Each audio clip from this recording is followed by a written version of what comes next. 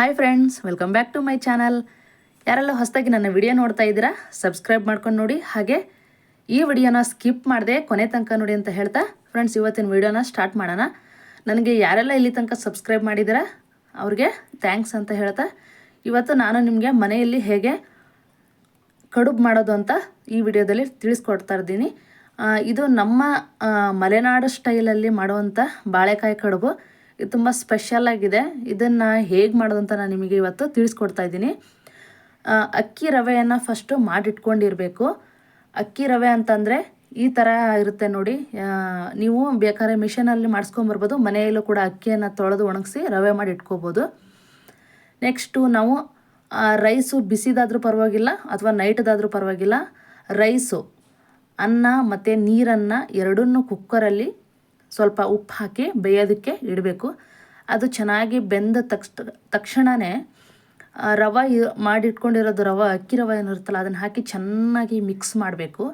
ಚೆನ್ನಾಗಿ ಮಿಕ್ಸ್ ಮಾಡಿ ಕುಕ್ಕರಲ್ಲಿ ಒಂದು ಗ್ಯಾಸ್ ಆಫ್ ಮಾಡಿಬಿಟ್ಟು ಒಂದು 15 ನಿಮಿಷಗಳ ಕಾಲ ಬಿಡಬೇಕು. ಅದು ಚೆನ್ನಾಗಿ ಅಳ್ಕೊಳ್ಳುತ್ತೆ. ಆಮೇಲೆ ಈ ಥರ ಒಂದು ಸ್ಲ್ಯಾಬ್ ಮೇಲೆ ಚೆನ್ನಾಗಿ ಕ್ಲೀನಾಗಿ ನೀರಾಗಿ ತೊಳ್ಕೊಂಬಿಟ್ಟು ಈ ಥರ ಚೆನ್ನಾಗಿ ನಾದ್ಕೋಬೇಕು. ಚೆನ್ನಾಗಿ ನಾದ್ಕೋಬೇಕು, ಗಂಟು ಇರಬಾರ್ದು. ಚೆನ್ನಾಗಿ ನಾದ್ಕೊಂಡ್ಬಿಟ್ಟು ಈ ಥರ ಬಾಳೆಕಾಯಿ ಥರ ಈ ಥರ ಕಟ್ಕೋಬೇಕು.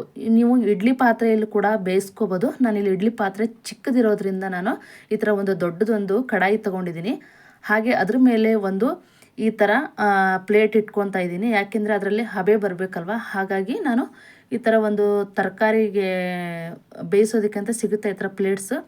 ನಾನು ಇದನ್ನು ಕಡುಬು ಬೇಯಿಸೋಕ್ಕೆ ಯೂಸ್ ಮಾಡ್ತಾಯಿದ್ದೀನಿ. ಹಾಗೆ ಒಂದು ಬಟ್ಲಲ್ಲಿ ನೀರು ಹಾಕಿಟ್ಬಿಟ್ಟು ಅದ್ರ ಮೇಲೆ ಇದೊಂದು ಪ್ಲೇಟ್ ಇಟ್ಬಿಟ್ಟು ಈ ಥರ ಕಡುಬುಗಳನ್ನೆಲ್ಲ ಜೋಡಿಸ್ಕೋಬೇಕು. ಇದನ್ನು ನೀವು ಒಂದು 15ರಿಂದ 20 ನಿಮಿಷಗಳ ಕಾಲ ಬೇಯಿಸ್ಕೋಬೇಕು. ನೋಡಿ, ಈ ಥರ ಮೇಲ್ಗಡೆ ಮುಚ್ಚಿಬಿಟ್ಟು ಅದು ಚೆನ್ನಾಗಿ ಆಚೆ ಅದರದ್ದು ಹಬೆ ಹೋಗಬಾರ್ದು. ಹಾಗಾಗಿ ನಾನು ಇಲ್ಲಿ ಒಂದು ಕುಟಾಣಿದು ಒಂದು ಕಲ್ಲನ್ನು ಮೇಲೆ ಇಟ್ಟಿದ್ದೀನಿ. ನೆಕ್ಸ್ಟ್ ಒಂದು 15 ನಿಮಿಷ ಆದಮೇಲೆ ಈ ಥರ ನೀವು ನೋಡ್ತಿರ್ಬೋದು, ಈ ಥರ ಚೆನ್ನಾಗಿ ಬೆಂದಿರುತ್ತೆ.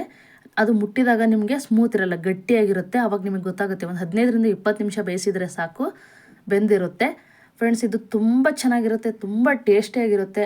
ನಮ್ಮ ಮಲೆನಾಡು ಸ್ಟೈಲ್ ಅಂತಲೇ ಹೇಳ್ಬೋದು. ನಮ್ಮ ಮಲೆನಾಡು ಕಡೆ ನಾವು ಏನೇ ನಾನ್ ವೆಜ್ ಅಡುಗೆ ಮಾಡಿದರೂ ಕೂಡ ಚಿಕನ್ ಸಾಂಬಾರಾಗಿರ್ಬೋದು ಅಥವಾ ಫಿಶ್ ಸಾಂಬಾರಾಗಿರ್ಬೋದು, ನಾವು ಏನೇ ಅಡುಗೆ ಮಾಡಿದರೂ ನಮಗೆ ಕಡುಬು ಬೇಕೇ ಬೇಕು.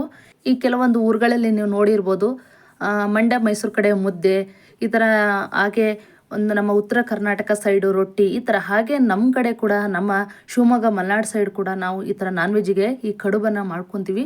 ಇದಕ್ಕೆ ಬಾಳೆಕಾಯಿ ಕಡುಬು ಅಂತೀವಿ.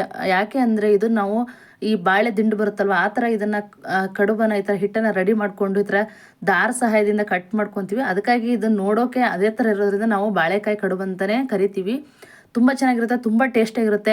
ನೀವು ಮಕ್ಕಳಿಗೂ ಕೂಡ ಸ್ಕೂಲಿಗೆ ಇದು ಬೇಗನೆ ಆಗುತ್ತೆ. ನಿಮ್ಗೆ ಒಂದು ಅರ್ಧ ಗಂಟೆ, ಒಂದು ಮುಕ್ಕಾಲು ಗಂಟೆಲಿ ಹೋಗುತ್ತೆ. ಮಕ್ಕಳಿಗೂ ಕೂಡ ನೀವು ಈ ಥರ ಮಾಡಿಕೊಟ್ರೆ, ಇಡ್ಲಿ ಬದಲಾಗಿ ನೀವು ಈ ಥರ ಮಾಡಿಕೊಡ್ಬೋದು. ತುಂಬ ಟೇಸ್ಟಿಯಾಗಿರುತ್ತೆ ಮಕ್ಕಳಿಗೆ ತಿನ್ನೋದಕ್ಕೆ. ಚಟ್ನಿ ಇದ್ರ ಜೊತೆ ಕೊಬ್ಬರಿ ಚಟ್ನಿ ಮಾಡ್ಬೋದು ಅಥವಾ ದಾಲ್ ಕೂಡ ಮಾಡ್ಕೋಬೋದು. ನಾನ್ ವೆಜ್ಜಿಗಂತೂ ಸಖತ್ತಾಗಿರುತ್ತೆ. ನಾನು ಇಲ್ಲಿ ಸೈಡಿಗೆ ಏನು ಮಾಡ್ಕೊಂಡಿದ್ದೀನಿ ಅಂದರೆ, ನಮ್ಮ ಕಡೆ ಫೇಮಸ್ ಮಟನ್ ಸಾಂಬಾರೇ ಜಾಸ್ತಿ ನಾವು ಕಡುಬಿಗೆ ಮಾಡ್ಕೊಳ್ಳೋದು. ಹಾಗಾಗಿ ನಾನು ಕೂಡ ಮಟನ್ ಸಾಂಬಾರು ಜೊತೆಗೆ ಕಡುಬನ್ನು ಮಾಡಿದ್ದೀನಿ. ಒಂದು ಸಲ ಮನೆಯಲ್ಲಿ ಟ್ರೈ ಮಾಡಿ, ತುಂಬ ಚೆನ್ನಾಗಿರುತ್ತೆ, ತುಂಬ ಟೇಸ್ಟಾಗಿರುತ್ತೆ. ನೀವು ಒಂದು ಸಲ ಮಾಡ್ಕೊಂಡು ತಿಂದರೆ ಮತ್ತೆ ಪದೇ ಪದೇ ಮಾಡ್ಕೊಂಡು ತಿನ್ನಬೇಕು ಅನಿಸುತ್ತೆ ನಿಮಗೂ ಕೂಡ. ಹಾಗೆ ಇದು ನಮ್ಮ ಮಲೆನಾಡು ಸ್ಟೈಲು.